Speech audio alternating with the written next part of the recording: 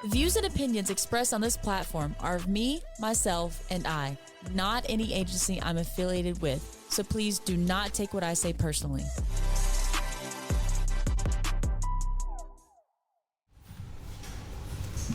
Coming at you from a rural community in the middle of nowhere, USA, in Louisiana.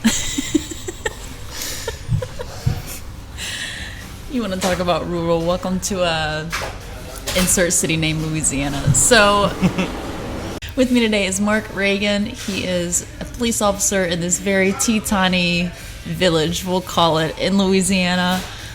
Really cool guy. We've run a couple of calls together back in the past. One of, I wouldn't say my favorite officers because I don't have favorites. There's too many to name. But definitely one that when I get on scene, I'm like, oh, thank God. So, oh, man. You want to take it from here, my guy? Tell the people who you are, what you stand for. My name is Mark Regan. I've been a police officer since 2016. I'm currently a shift supervisor / sergeant for the police department I work for. I monitor 3 to 4 other patrol officers that perform under me. I'm originally from Jennings, Louisiana, where I started my career out at in 2016, and from there I went to another agency for 2 years, and I've been in my current agency for going on 5 years. So we're currently recording in a coffee shop. We both have been working extra amount of hours this week, so I don't know how today's gonna go, but we're caffeinated, not hyphenated, and happy to be here. So Mark, tell me, why did you get into this job? What was it, like a childhood dream? Did you wake up one day and you're like, I want to protect and serve the community? How does that work? Because my dad is a police officer. I've seen both sides of the perspective. I work with police officers on calls. I could never do it. You can't pay me enough to be a police officer. So what was your journey, and like what went through your mind during the journey of becoming a police officer? When I was a kid, I always had the memo in my head to be a police officer, join the military. And as I got older, of course, I had a lot of friends and family that were in law enforcement. So them pestering me about it kind of gave me a little bit more of a want to do it. And then my senior year in high school, my sister passed away from suicide. So whenever that happened, that really gave me the drive and the fire to want to do more for people and want to help people that struggled with the same situations that she struggled with. So I left my job in the plants that I was working for my dad at the time, and I got on with the police department, and I haven't turned back since. Dude, I'm sorry about your sister. I didn't know that. Thanks. And that's a really good police department over there. I'm probably gonna redact the name, but good police department over there. And I think also when you start a career in the first responder field, having that drive of like your core, I don't know what the word would be, but like your core reason to keep you going. Yeah, core value. Core value. Like that, yeah. No, that's a good one. I think having that as like the center focus instead of like, I know in EMS, people go in, it's like, why do you want to be here? And they're like, I want to save lives. It's like, okay, you may last a year. Good luck. Versus like the idea of just like, I want to help people, or I went through this thing and it's what's driving me to help others in these situations. Right. Absolutely. So what, besides like the core value in your why, I guess you could say, what keeps you going in the police department world, and like what prevents burnout? Because I've seen with my dad, like things that he did, and like some of my friends who are officers, like what they do, and it's different for EMS, but like I just feel like the burnout is more real for y'all just because of the magnitude of calls. And now anytime someone gets in an argument, they call 911 and they want the police to get there and like we talked about, solve everything. That you just want to look at somebody and be like, can you be an adult for a second and figure this out yourself? So what prevents burnout for you, and why do you even keep going? Well, the thing that keeps me going is knowing that every time I get on shift, that me or one of my guys will have a chance to change someone's life for the better. Majority of the time, it is for the worse. I'm not gonna lie there, but there is chances where you could actually help people in many ways. I'm a big drug advocate, like for people who struggle with drug addiction and such. I've gotten many people into rehab. I still keep in contact with one individual that I got into rehab about 2 years ago. She's doing good. She's still clean. She got her kids back. She has a good job. She's remarried. She's doing well. So that's my reason. One of the reasons that I stay in this, just based off of one encounter that I had with an individual that wanted to take her life. It was a pretty severe call.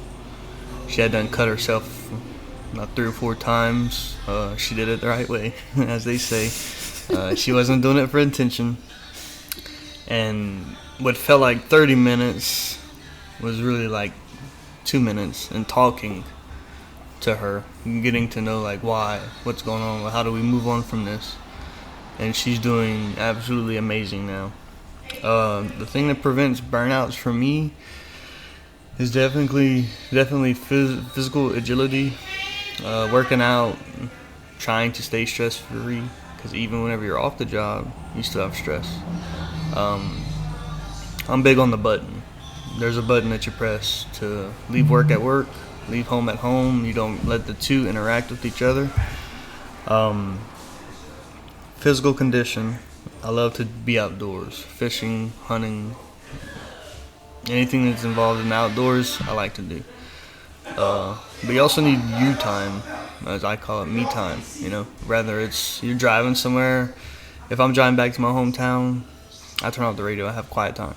You know, it's like a sense of meditation, a good relationship with God for sure. Because throughout all the things that I've been through from my childhood to adolescent years, if it wasn't for God and my relationship with Him, I would probably be on a different path right now. That's my 2 reasons. So, kind of with that idea of like the stress of the job and stuff like that, I know in EMS, there are certain calls that when they come out, I can't, most of the times I try not to, but sometimes I literally sigh because I hate going to those types of calls. I hate falls. Like, Meemaw fell, possibly broke her hip. I don't know why. I hate going to those. So, like, for me, it's any fall, I'm like, oh, God, here we go again. Whatever, let's get this over with. Do you guys have calls like that in the police force? Yeah, we do. I'm not a fan of civil matters. People don't understand, well, not all people, but majority of people don't understand the difference between a civil matter and a criminal matter. Criminal matter, something was actually done criminally. You disturb somebody's peace in some way, shape, or form. And a civil matter is, well, we've been married for 20 years. We live together. We have 2 children, and he broke my child's cell phone. Well, that's y'all's child, and you know, it's not a criminal matter. Well, I want to press charges. Well, you can't. Sorry. Well, that's my son's phone. Well, who bought the phone? Well, he did. Oh, okay. But that one for sure, in that way, it'd be a civil matter. Domestic calls. That is one of the worst calls that any law enforcement officer can respond to, based off of many reasons. I'll give you 2 of them. You could have a loving family. You don't know what goes on behind closed doors. You get over there, and they both are at the highest stress level that they've ever been in. Most of the time, one of them is mad, the other one's hurt. But there will be times where they are both hurting, and at that point in time, anything could happen. I try to tell my guys before responding to a domestic call, make a block. You know, find the house and just make the block. Dad, mom could be outside hiding behind the back of the house with a shotgun, waiting for you, because they know you're coming, waiting for you to come. So make the block. You know, you never know. You might say, oh, hey, I see you. Come here. No, don't do that, you know. But it's also a chance to confine, like, let them confine in you. You know, you are their savior in a way. You know, you're their Superman, their knight in shining armor. You get to talk to them after everything's said and done. How long has this been going on? I urge every police officer to keep pamphlets in their units. I have a patrol bag on my passenger seat. It's full of pamphlets, not just drug addiction, rehab facilities. I have domestic abuse. I have homeless shelters. You get out there, do your research on all these things, find decent ones, and carry these pamphlets around, because that can make a difference in anybody's life, that depending on the situation you deal with them for. And if they need help, for instance, in domestic cases, it's been going on forever, and she's scared. They say, you don't know what it's like. No, you're right, I don't. I said, but you do have a choice. You can get out. This is your way out. I think that's really beneficial, what you're talking about, of having like the additional resources, because that's kind of the going beyond the call of, instead of just you're there for the moment, for the report you got to write, all that kind of stuff, but you're also helping beyond that, for the actual individual. That brings me to something that is very true. They have officers over here and everywhere in the state of Louisiana and everywhere in the United States of America that really love their job. And they really love the career that they're in. The other ones, they're sloppy. I'm here to collect my 84-hour paycheck and go home, and as soon as I get home, I'm drinking whiskey. They don't care. And that's a big epidemic in the world involving law enforcement, is the way that you present yourself on the job and outside the job too. It's a really good point about outside the job, because I would say, even as far as like what you're posting on social media and stuff like that. Absolutely. Like, I like following the first responder humor pages and stuff like that, because they're funny and they're relatable, but sometimes I'm like, I feel like this is a little toxic. I probably shouldn't like this. On social media, that's another epidemic in the world. You only see one side on social media. You're not going to see the three sides that there really is. You'll see one of the three, and that is what everyone acts on. I've been in trouble on social media for my job, because I don't necessarily hold my tongue often. I like to voice my opinion. So I have been, hey, you can't do that, a few times. And I've also seen some of my closest friends lose their job because of things that they put on social media. They're like, well, it's a First Amendment right. I can do what I want. Yeah, well, we don't live in 1920 anymore. Exactly. So you have to, you have to keep up with the momentum of the world and the way that other people live too. It's not just us, Especially, and I'm not going to get political with it, but some of the current events going around and stuff like that, where social media and people only see one side of an aspect with the police and stuff like that, versus when you look at body cams, when you look at other resources and stuff like that, it paints a whole different picture. But everybody turns a blind eye to that, and they're like, well, the police are bad, period. And sometimes it is a thing where it's like, okay, Officer XYZ did a wrong thing, but I'd be willing as far as to reach, maybe I'm biased because my dad was a cop, a police officer, sorry dad. Cop is slang, we don't say that. But because my dad was a police officer, I would say 80 to 85, 90% of officers are good. Even the ones that like you said, are kind of sloppy. Like, they have mostly good intent, but it's the small percentage of quote-unquote bad officers that give everybody else a bad light. I've heard before, if you look for justification if you look for justification, meaning to see if someone is justified in something, you look at two angles. For example, the cop and the bad guy. You look at those angles. You have a body camera from a police officer, and then you will have a public's view of a camera. Someone's going to be recording. You get justification out of those two. You compare them. Who did this right? Who did this right? Well, who's wrong? If you're looking for the truth, there's three sides to the truth. You, theirs, and then the truth. What really happened. So the whole social media thing with Facebook and involving law enforcement, Instagram, Twitter, even TikTok, that's all one side. A lot of the people that comment on these things, they're not looking for the truth or justification. They're just doing it to be a thorn in someone's side. They literally have, people are literally paid to argue a non-winning battle that they know they can't win, but oh no, it's going to cause them to get out of their character, so we're going to do it.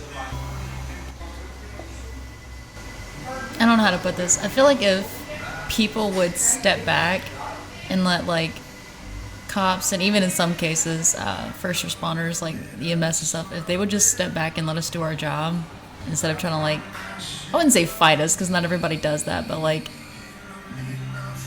Well, it kind of goes back to the thing of everything being modernized now, from the 1920s. Even from 2016, whenever I first started 2015, when I first started law enforcement, it was like the end of 15, beginning of 2016, I think. Times are totally different than they are now. Yeah.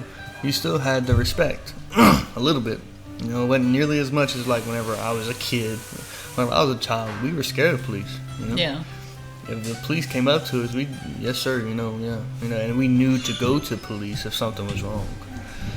So it's kind of like that seesaw scale, Is the police coming over here because I did something wrong? Or are they coming over here because something's going on? They're here to protect us, kind of thing. But it's just so modernized, everything. Every career's modernized, the world is modernized, everywhere. So, with it being modernized, certain people feel the need, protesters, advocates, it doesn't matter what you are, they feel the need that they need to get closer to protect this person because honestly, there's a lot of protesters and advocates that really believe they're doing right. They're not going to see it any other way. They're not going to see it from the law enforcement view or the EMT view, the firefighter view. They're not going to see it from any view but theirs. So that's the only right that they know. Well, this guy just committed murder. You don't know that, but I do. And you're over here trying to stop me from handcuffing him because he's your cousin. Or he's the same race as you, something like that, and you think we're mishandling them, or officers in general. Now, don't get me wrong, I've worked alongside bad officers. I've worked alongside officers. I say bad officers, I say that terminology because, yeah, they were young. They made mistakes, I've worked alongside crooked officers who should belong in prison. Thankfully that all of them are no longer in law enforcement anymore. But there is difference between a good and a bad apple in law enforcement. You could have 100 good apples, but if you have that one bad apple, right, y'all are all bad. Right. So, on the street, you really got to get out there and community police. I saw an article the other day on a social media website saying that community policing is deterring real police work. No, it's not. That goes back to modernization. I get out, I play basketball with the kids around, I throw the football with them. I even played a football game with kids before while on duty, and fell a few times. Now that's showing them, not all cops are the same. And from doing that for these last 4 or 5 years, since I've been at this current office, they could have a shooting, they could have a murder, they could have a robbery, something like that. And nobody will talk to the police. And if I get there, I go up to this person, hey, what happened? They're going to tell me. I established a relationship with the community. We gave each other self-respect, gave each other respect, so on and so forth. And I'm not the only officer over here that's like that. Majority of our police officers here now have a very well relationship with the community. Majority of them. Keyword majority. This wasn't one of the questions, but I thought about it just now. Most of the general public's, what's the word? interaction with the police department, with the police force, with a police officer is during a traffic stop. When they get pulled over for speeding or not stopping all the way at a stop sign, whatever. What is something that people should do in those situations? Because for me, it's automatically like I put on the waterworks and I keep an extra uniform in my back seat. Not that I am getting pulled over, but if I do. And I put my uniform like on my front seat and I start crying. Oh, wow. That's funny. It's funny you ask the question, because even whenever I see a police officer behind me, like I'm on the interstate or I'm in a city or somewhere, I see a cop get behind me, I'm 10-2.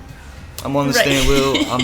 I'm nervous, and I don't know why. That's just, it's crazy that I think that way, but I'm nervous. People are probably gonna hear this like, because he knows what they do. No, I think any natural citizen, any natural person, or any person in general is going to get nervous when they see a police car behind them. It's an instinct. As far as what to do on a traffic stop, this is kind of tough. Just do whatever the officer says. Many times, especially with Louisiana State Police and more departments that have training, that receive training, they are going to ask you to exit the vehicle. They're not going to approach. That is a safety reason, not only for you, but for them. Well, not only for them, but for the occupant also, whoever is driving. And they're going to come, they're going to say, can you come to the back of your vehicle, stay at your trunk, and I'm going to come and talk to you. They're separating traffic, Right here on the side of it, we have two cars. You have that black car and then this car. They're going to talk to you between this line right here. So between these cars, you're going to be in the middle. Nobody can hit you. Nobody can hit them. Just the biggest thing is compliance, I feel like. They got people, they hop out the car as soon as they see the lights. They pull over and they just jump out. Man, what'd I do? Throwing their hands up. Well, you may get a gun pulled on you. Right. An officer may pull their duty weapon on you just because, you're not expecting someone to just jump out of a car and throw their hands at you, start walking to your police unit. I do not do vehicle approaches unless it's during the daytime and I can see through the vehicle all the way. That's the only time I'm going to do it. At nighttime, none of my guys, they don't do it. It's actually in our policy and procedure that we are not allowed to do a walk-up traffic stop at nighttime. It is strictly call-outs. And then, you got the whole thing of, well, what if it's a deaf person? Or what if it's an elderly lady who can't hear? Passenger side approach. Use your flashlight, get their attention. Oh, one person actually, well, they're blind. Well, if they're blind, they wouldn't be driving. They wouldn't be driving, exactly. I think he was just doing it just to, be that thorn in someone's side. Get their attention, There's a lot of training videos of how to deal with people who have disabilities. And you have to learn how to work with them, Especially people who are people who are low on insulin. They're going to give characteristics of a drunk. No, they're not drunk. Right. They're not. It's doing. That question goes all the way back to an officer training and the public just obeying an officer.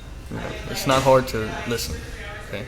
A lot of people who don't listen, they did something wrong, or they have warrants, or they have drugs, they have guns. They're not supposed to have something that they have on them. So they're going to beat around well, why'd you stop me? Well, I'm not getting out of my car. Well, either you get out your car, I'm going to make you get out of your car. Right. It's two options. And legally, you can look it up. There's a law. We have to tell you 3 times to do something. And if you don't do it within those 3 times, we can legally not make you do it. Well, we can make you do it legally.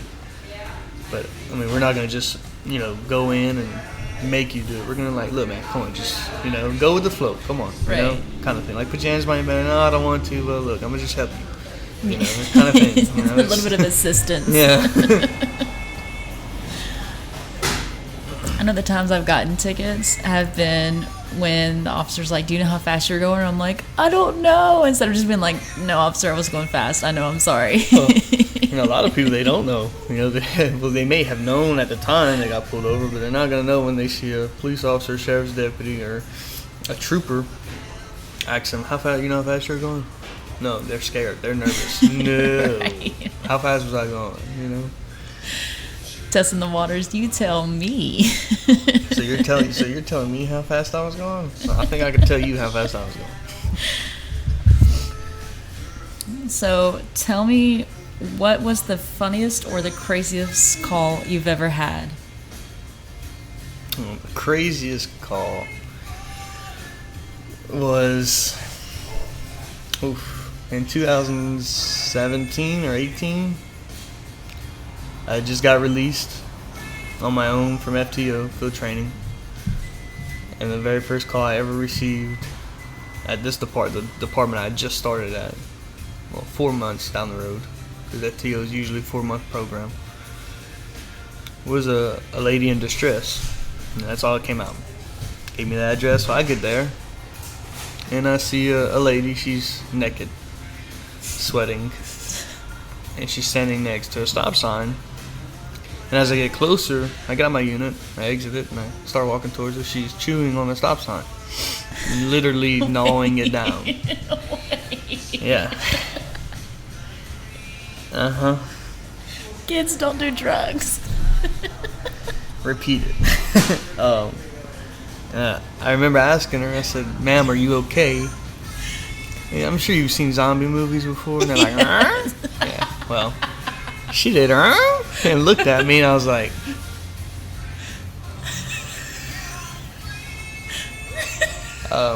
her bottom teeth went through her bottom lip, and she was on PCP, the drug. Jesus.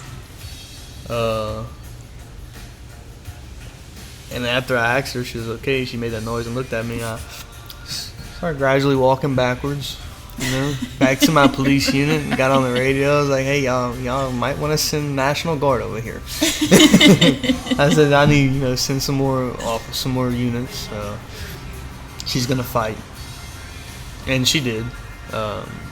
Actually, 3 of the officers that were with me, one of them had broken ribs. Oh my God. One's the knuckles were crushed, and she died at the hospital from cardiac arrest from her heart. So the doctor that we were talking to said that she was dead when she was fighting us. That the PCP that she had took made her a superhuman, basically. Superpowers. Yeah.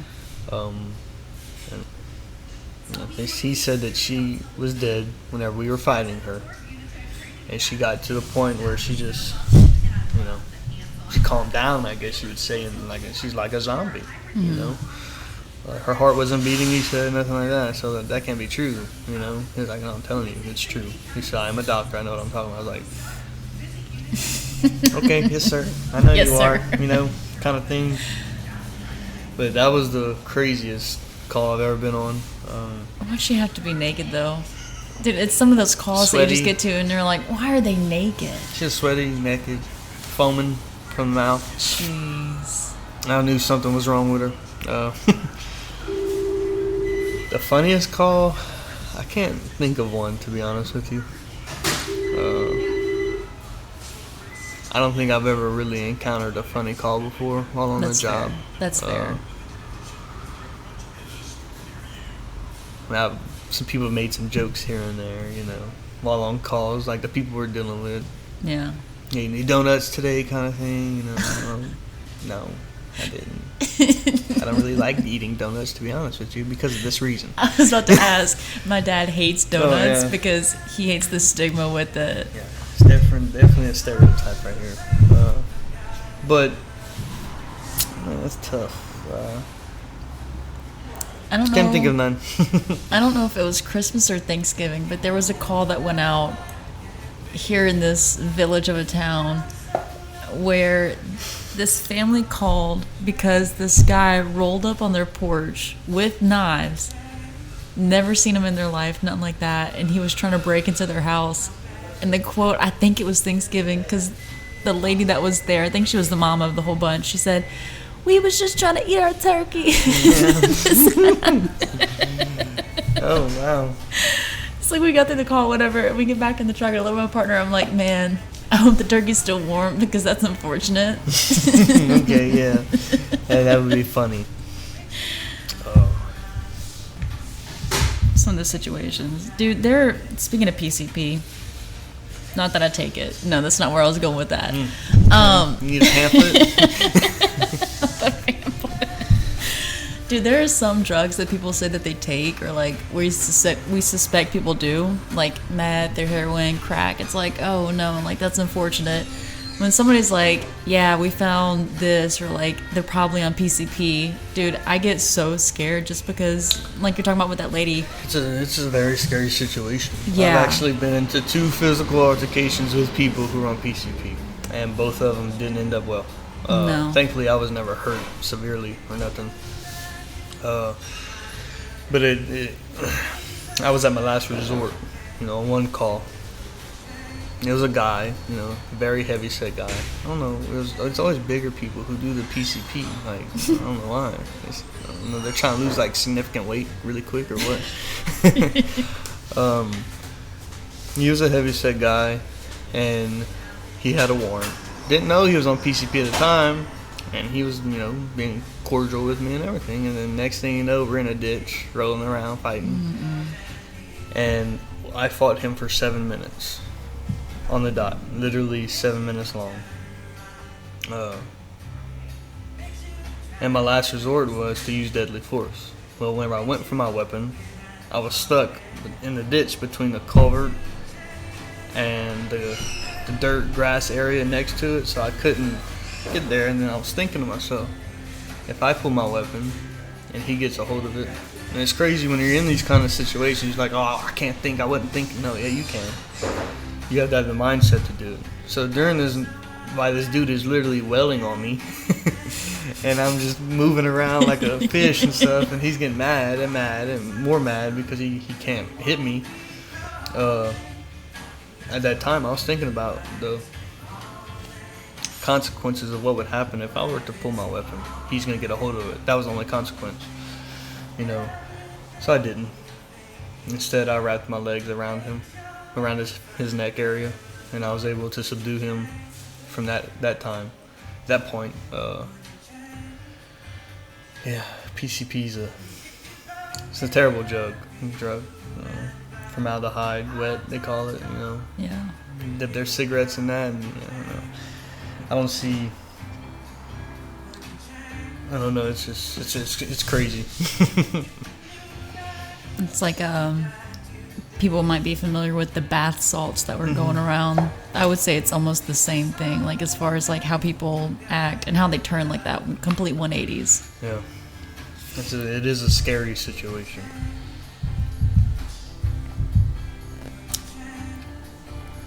What is a recent or a past call that has challenged you? So any kind of theft call is very challenging because you have a suspect. You usually don't have much evidence to go off of. People are like, well, dust or fingerprints. Listen, we live in Louisiana. Okay, humidity is not our friend here. It is hard to get prints on some objects. Especially especially there's dirt and there's dew outside. You can't pull a print from that.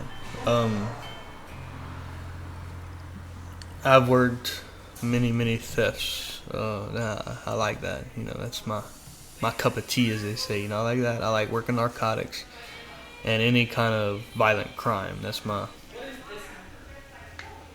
piece right there. But anything stolen, especially vehicles, you better hope you have camera footage.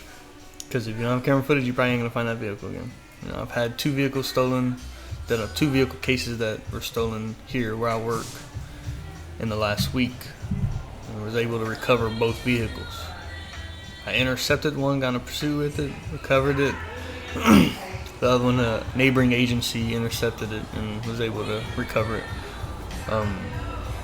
That's a big thing, you know. Use your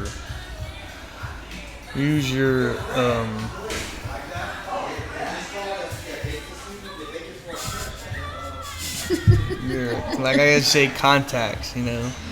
Use your abilities that you have on the outside. Neighboring agencies, camera footage, you know, social media. They have a ton of cop groups on there. Google. You go on all of these things, and you know, it won't be as challenging. But definitely, stolen vehicles are the most challenging thing I've ever done before. They are a headache, and then you're gonna have the victim or whoever it's stolen from calling, acting like they're the detective or they're the cop. Well, I want to press charges. Well, you can't press charges because it was a rental car. Right. You don't own the car. You know, type of thing. Those are challenging. A lot of people don't see it, but I could be a very good people person on the job.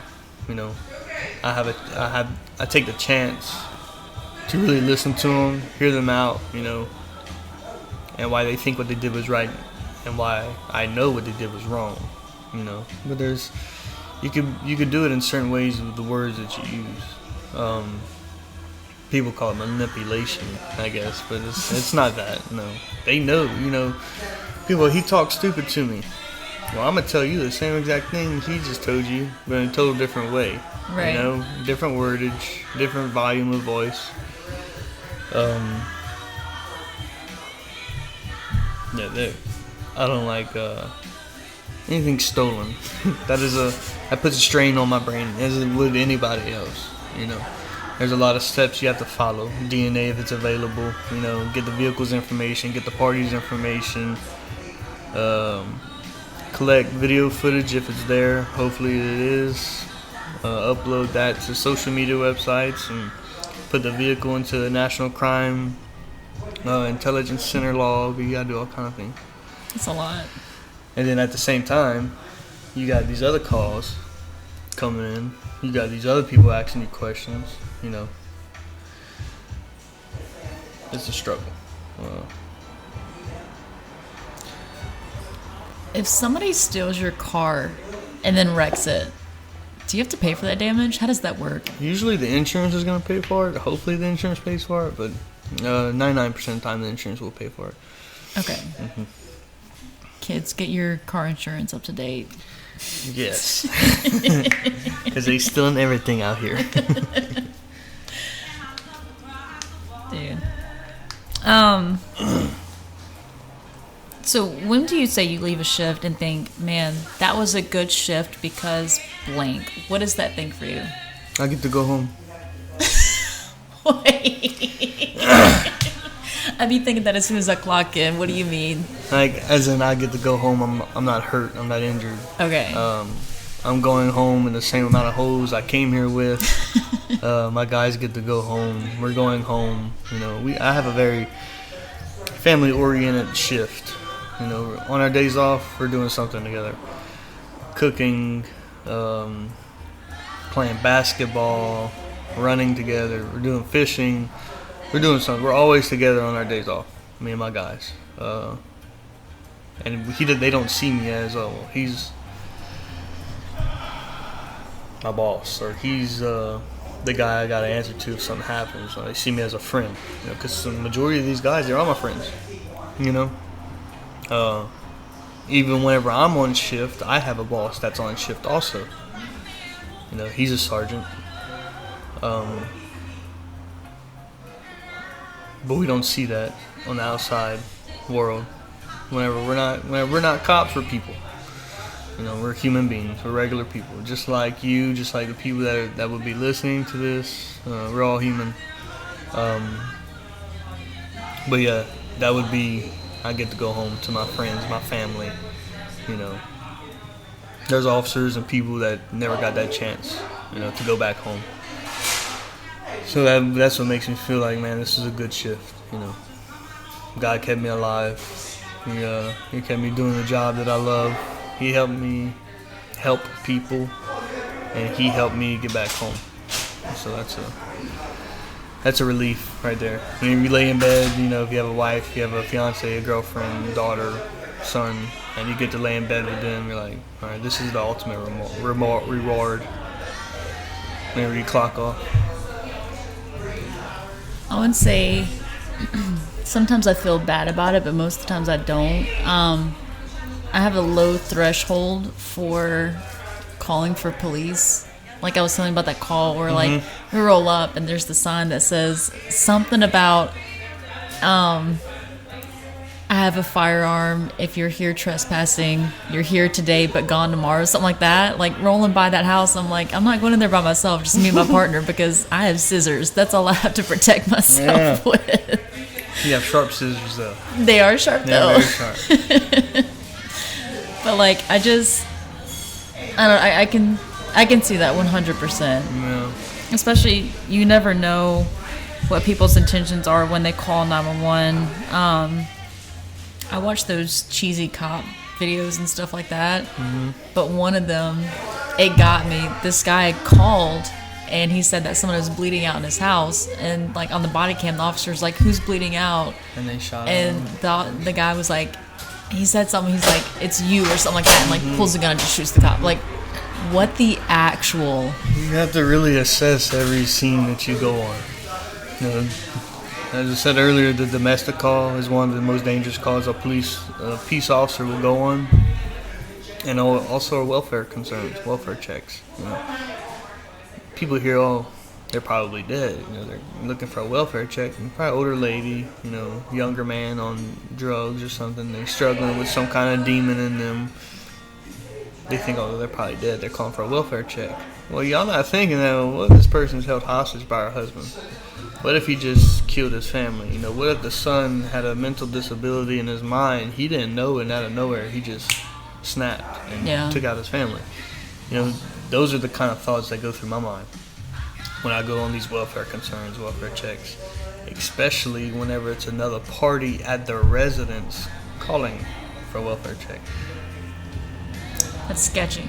Well, he's not breathing. Why? Why? Why is he not breathing? I don't know. Well, you were there. You know something. Yeah. What did he do last night? Or they're trying to lure you in. She's choking. She's not breathing. She's on her phone doing CPR. Hurry up and get here quick. Don't knock. Just come in. It's little things like that you got to listen for that catches attention. Well, now I am knocking.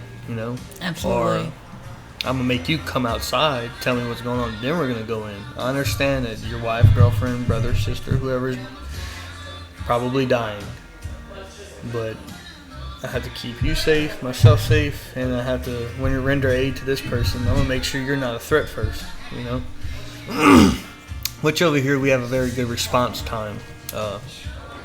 Alexis is lying. It's not a village. It's close to being a city. Our response time is, depending on the area, 2 minutes. 30 seconds. Sometimes 30 seconds. Sometimes 10 seconds. A lot of times I'm in the right place at the right time for whatever reason. I'm 10 seconds away. And our backup officers, we are mandatory policy and procedure. We have to run 2 officers per shift. It's a absolute for reasons like that. You also got to think about it. You're not trying to make victims of yourselves, because then it's an overwhelming response for the first responders. That's why, again, I have a low threshold for some calls, because I'm like, man, there's already one patient potentially, possibly, whatever. I'm not trying to make myself a patient too, because maybe I'm selfish, but if it's me or somebody else getting the ambulance ride to the hospital because we got shot, it's me. You can scoot over. Definitely so. So, what is a piece of advice you'd give to someone either going into the police department, police force, whatever you want to call it, or somebody already in it? What you got? What's your words of wisdom? Well, for the guys that's already in it, I'd say just stay in the fight. This is a lacking profession that nobody wants to do anymore, and really society doesn't want to work in general either. Nobody wants to work. But they really don't want to be police officers. So the guys that are coming in, I'm sorry, for the guys that are still here, they're still fighting, just keep going. Keep pushing. We all have our reasons and our whys, and our whys are a lot bigger than just walking away. The guys coming in, make sure this is what you want. Really study it, really research it. Google is a powerful key. YouTube is very powerful. Just go watch videos. Go see what the everyday life is for a police officer on the job. And then when we do that, go look up the everyday life of an off-duty police officer. It will change you. If you're a happy-go-getty person, you really have to fight to continue to be that happy-go-getty person, because it's going to change you. You're not going to be jolly. You're not going to be nothing like that. You're going to be very stern and just blah, I guess you would say. Quiet person, don't like big places, don't like going places. No, you have to push that aside. You're still human, especially if you have a family. You have to do whatever you can to match their energy as well. You have a daughter, you have a son, they want to go to the park, take them to the park. If it's that big of a deal, carry your weapon. Right. Don't show it, but have it. Yeah. Or just don't get in this profession at all. It is a very tough one. Speaking from years of experience, would I do it all over again? Yeah, I would. Knowing what I know now, if I would start with what I know now and go back to the beginning, yeah, I would. I'd do it a lot differently. I would start at a very big agency, stay there until retirement, or if you want to go to state police, or you want to go to FBI, you want to go federal, a big agency is a stepping stone for all those things. These smaller agencies, you're not going to be looked at really for bigger agencies or bigger, better places, based off the size and the training budget and what kind of divisions you have, so on and so forth. Go to a big agency. Your dad was at Baton Rouge? Yeah, Baton Rouge City. What was he a police officer before then? Anywhere? No, I think he started out at Baton Rouge, yeah. Baton Rouge, Louisiana, very, very big city. You start a police department like that, they have multiple divisions. You stay over there. If you don't want to go federal, you don't want to go state, you stay over there. You have a really good retirement system. You have SWAT team over there. You have all these divisions: elderly crime, sex abuse, violent crime, robbery, homicide. Yeah, I can go on and on. Marine division. You have all these divisions that you go and do. Don't bounce around department to department. Bad look on you. It doesn't matter if you're the baddest officer or like you're the best officer anyone's ever seen, or if you're so good, why are you hopping around? And for some people, you're not going to be able to get on in a big agency. You're going to have to go to a small agency. In my reference, I lived, like I said, in Jennings. I wasn't driving to the nearest biggest city, 30 minutes away, both ways, So I started where I grew up at, and that itself has pros and cons. But as you go on, you do years here, you do some years here. I try to tell people you have 3 departments, it's kind of like 3 strikes. Your first department, that's where you get the feeling of things. You start to learn stuff. Hopefully go to a police academy if they think you're good enough, really and truly. The second one, okay, you're a post-certified police officer. You know how to do your job. How effective are you, though? Anybody can graduate a police academy, but it could be a horrible cop. Do you have people skills, so on and so forth, The third one should be your my second one. The second one, if you have interest in a specialized division, for example, narcotics, start doing some narco work on patrol. There ain't nothing wrong. If you have a slow night, no calls, nothing, you have cars going in and out of town, get some probable cause, stop some vehicles, and see if you can get anything, Start working your way to whatever goal you want to have by the time you're ready to get on track at a retirement department. That would be your third and final department. That will be your retirement department. That would be where, you know that they're going to invest in you. You have the qualifications and the you meet the requirements to do this and to do that, yeah, you're probably going to have to start off on patrol for 3 to 6 months. Or some places it's a year before you can apply to a specialized division. And that's a good time, a year. Because I know people who are on patrol for 3 months at a brand new department. And they get moved to CID detectives. They don't even know how patrol works at their own police department. Right. They don't know how these guys on the road operate together. That's a big thing. Chemistry is a big thing. So. Well, Mark, I don't have anything else. Do you have anything else you want to add? No. I don't believe so. Just want to give a personal thank you to the Knott Village Police Department you work for. Officers in general, appreciate y'all, especially when it's those real silly scenes. I say silly very loosely. When it's a call where, we need the police department and we ain't got to go in first. Yeah. That's another reason I can never be an officer, because, I'd be rolling up, I'd be like, is the scene safe? Did PD clear us? And it's like, no, you are PD. Oh.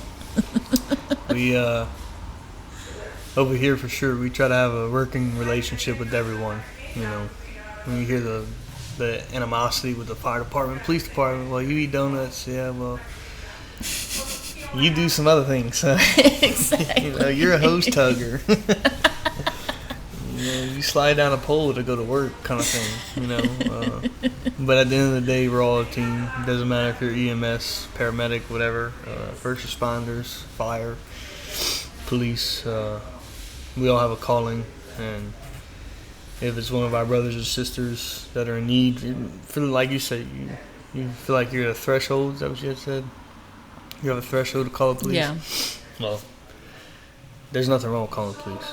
Some people are like, well, that's stupid. Why didn't you just go knock or something? No. I don't feel comfortable, so the police are coming, Yeah. And that's what we're there for. We're here to protect and serve the property and the citizens of whatever department we work for. And not just them, but EMS and fire department. Or any public servants. Mayors. Councilmen. And everybody in between. Especially the ones that say, well, I pay your salary. Do you? Yeah, I pay taxes. Huh, that's so ironic, because I do too. I pay myself. I write your checks. No, you do not. It's funny, I don't remember cashing your name. Yeah. So with that,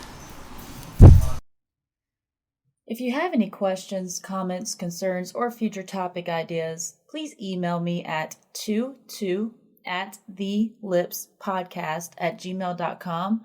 Again, that's 22@thelipspodcast@gmail.com. Be safe out there, friends, and never stop learning.